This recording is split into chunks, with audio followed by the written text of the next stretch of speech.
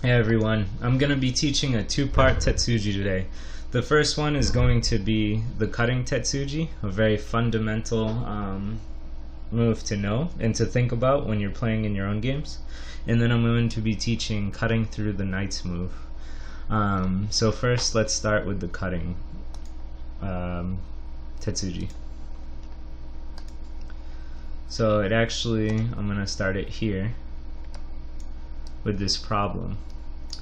Now, before I started reading books and playing with a lot of stronger players, I would immediately look at one and be like, oh hey, now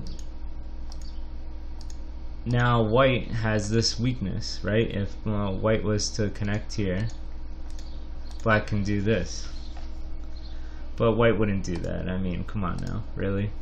Black would take the easy Atari. Black now gets to do this. So this is an Atari. And white gets the kill. And now black gets this stone killed. And these stones are connected with these. And so he has the outside influence on both sides. But the problem is white got to kill your stone and got some extra points. Just because of this move. If black plays here, now this is the correct cutting point without sacrificing a black stone. Because if white was to play anywhere else, if he was to tanuki, or if he was to take this stone, black gets to play here. This stone is now an Atari, so he has to answer, and now black gets this kill. Now, let's say white knows that, and he's like, oh, well, I don't want to die there, that would be dumb. So white can play here, and now black plays this. So black got the same exact shape as he did in the last one, without having to die, without having to lose an extra point or an extra stone. And so this is why this cutting point is the correct direction. In my double-digit Q days, I would be doing this all day, and because it's all like, oh, you know, I get to force white into taking me, so now I get a good result. But it turned out that even though I was forcing white to do it, I was losing points in the process. I just had to do one move to do the same idea, other than 3 moves that lost me a point. Does that make sense? Alright. So that's the first example of the cutting Tesuji. We're gonna move on to the second, which is this position, which if you want to look without the numbers, with the numbers, I would advise you to pause it and take a look and figure out which way you would want to cut or move. So yeah, there's 3 big points that I can think of, and the first that I think people would look at is number 2 actually, but I'm gonna do number 1 real quick just to show you. So when black plays here, white will block, and now this stone kind of essentially gave white this block.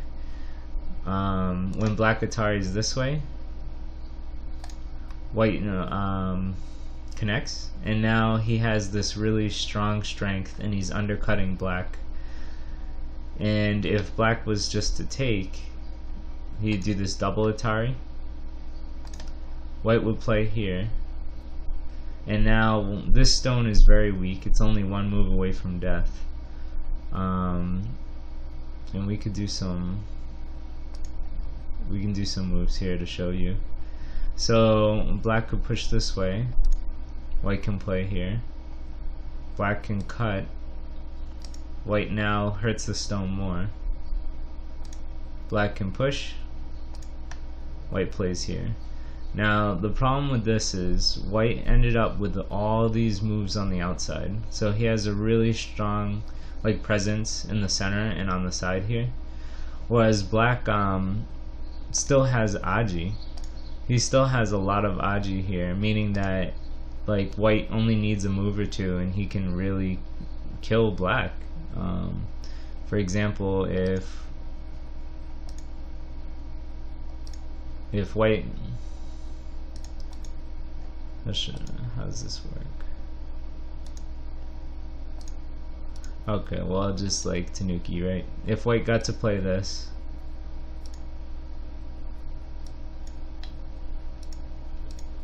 you know, white ends up killing these and keeping his influence. So anyway, I don't want to get too much into the variations, but it's not good for black. It's much better for white, and that's all because of this push here, and then this bad cut. So we'll go back to the original three. Let's say black wanted to play here.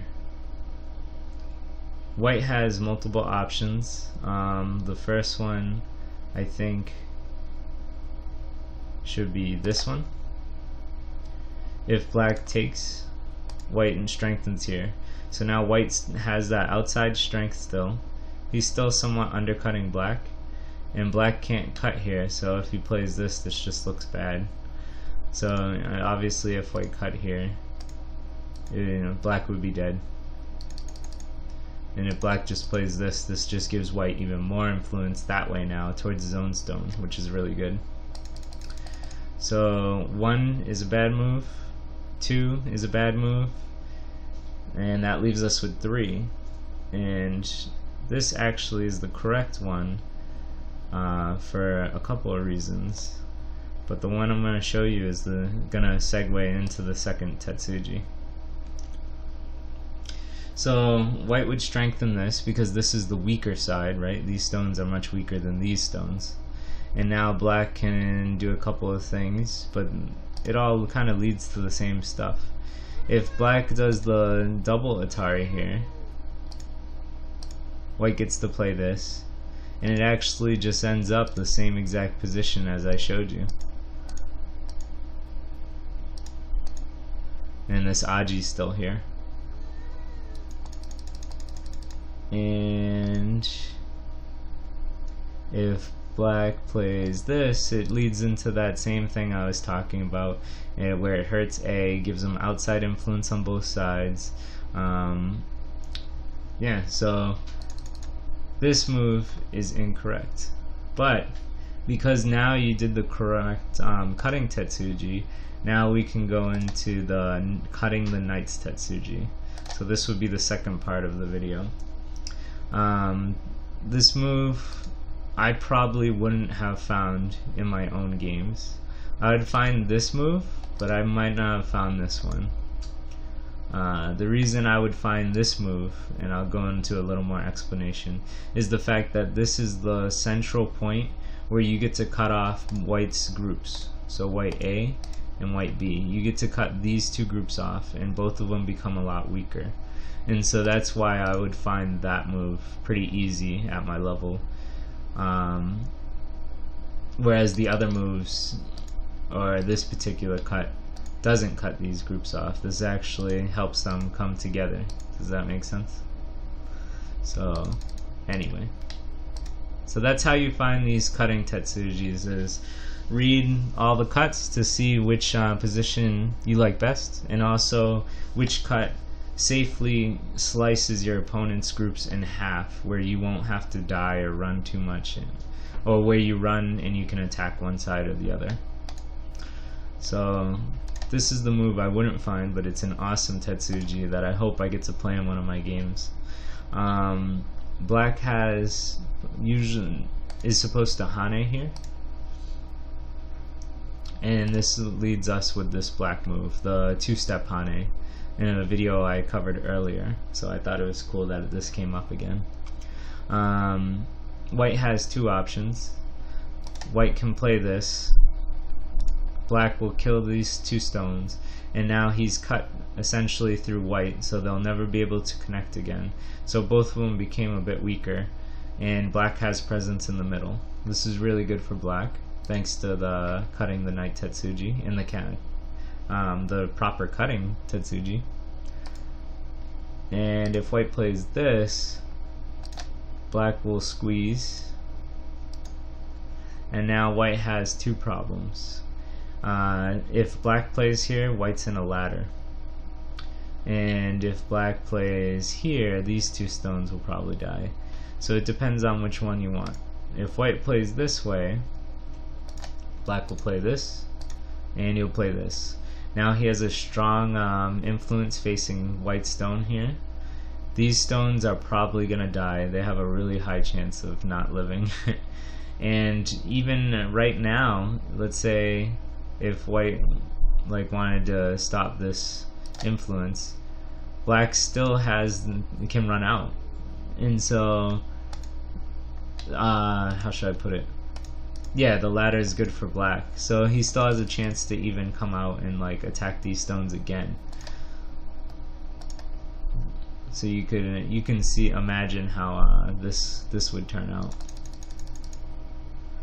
Okay. So now if white plays this move or something similar to it, right? I'm gonna play this one. Black can do the ladder, and it's good for black. He would be able to kill these stones. But even if the ladder wasn't good, he can still play this move, and it's the squeeze technique. So white would have to attack this stone. Instead of running out, black would play here. White kills, black squeezes. White's now in the crappy grape shape, or grapes, kind of like a bunch of grapes. And then black can come here.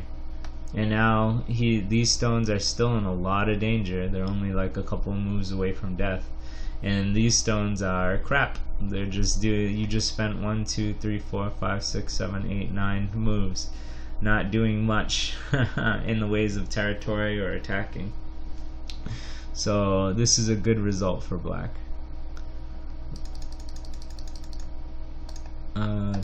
I think that covers all of these, which originally stemmed from the double approach. I should have mentioned that. This happens a lot in handicap games. And so it all stems from this, where white pokes, black connects, white plays here to try and seal in black, and then black comes out, and here's our problem.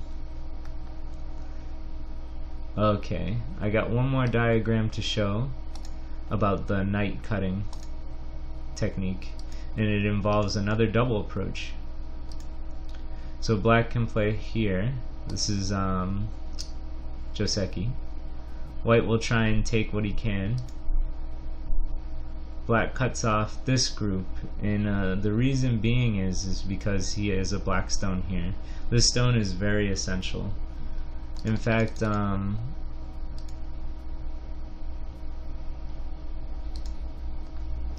let's say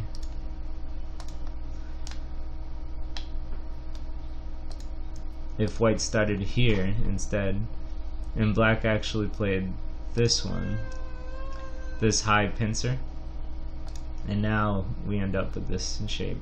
This is a more natural way, I think, of seeing this shape. And so now we would end up this way. White plays here, black plays this, white plays here. Black snuffs this stone, and now white plays this. So this is where the problem lies.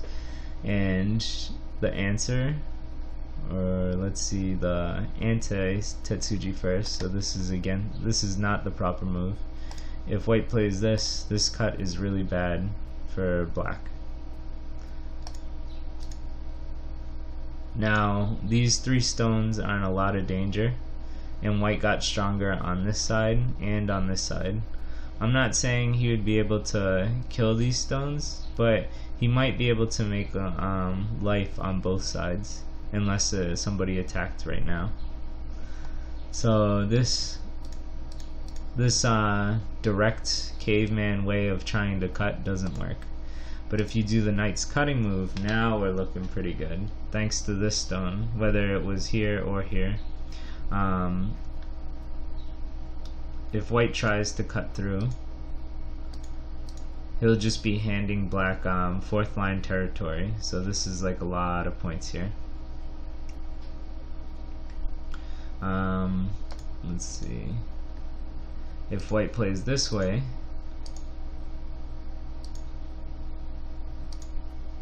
black can play this.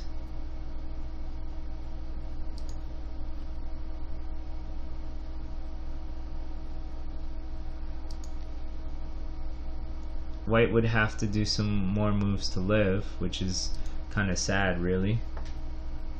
And black can either come back to take this and hurt these two stones a lot. Obviously this one would be dead. Or he could continue this attack for a little bit and then do the same thing. So black comes out with all this outside influence, potentially all points here, this group to attack, this corner. It's all good, and it's all thanks to the cutting knight Tesuji. So look for these cutting knight Tetsujis in your game, along with trying to properly Hane. I know this video was a bit longer than the others, but I had to teach, I wanted to teach 2 Tetsujis in one because they felt like they connected. Anyway, I hope this helped you review. Take it easy.